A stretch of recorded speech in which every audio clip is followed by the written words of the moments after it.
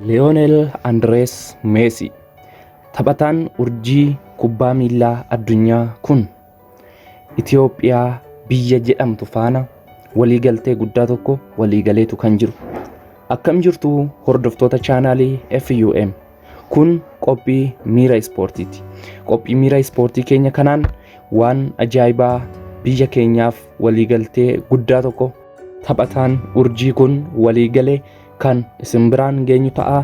Amma xumura qophii keenyaatti nu faana turaan affeerraa keenya yeroo kamiiti.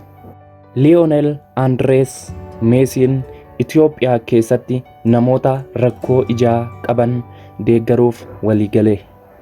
Taphataan beekamaan Arjentiinaa waancaa addunyaa Kaataaritti biyya isaa waliin mo'ate Lionel Andres Messiin dhaabbata Orocam jedhamu waliin ta'uun Itoophiyaatti namoota rakkoo ijaa qaban yookaan ijji isaanii hin argine gargaaruuf waliigaluu fuula feesbuukii Orocam irratti ibse.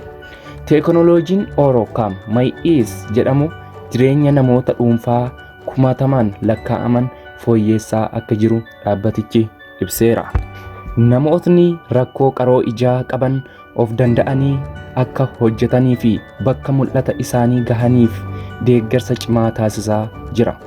Teekinooloojiin Orocam Mayii jedhamu kun namootni ijji isaanii hin argine barreeffamoota akka dubbisan, fuula namootaa akka adda baasanii fi hojii barbaadan akka hojjetan isaan dandeessisa yookaan gargaara. Lionel Messiin ammoo dhaabbata Orocam jedhamuuf ambaasaaddara ta'uun bara 2020 keessa waliigaltee waggoota 3 mallatteessee ture.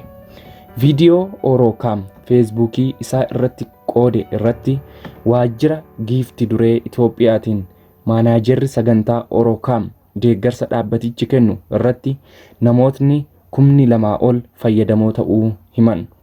Dhaabbatni Orocam Teekinooloojii jedhamu kun dhaabbata biyya Israa'el yoo ta'u namoota rakkoo ijaa qaban gargaaruun beekama. Addunyaa irratti namoonni rakkoo qaroo ijaa qaban yookaan ijji isaanii hin argine gara miliyoona 300 ta'an akka jiran odeeffannoon fuula dhaabbatichaa irraa arganne ni agarsiisa. Sagantaan Orocam hubannoo namootni rakkoo ijaa qaban jijjiiruu irrattis ni hojjeta.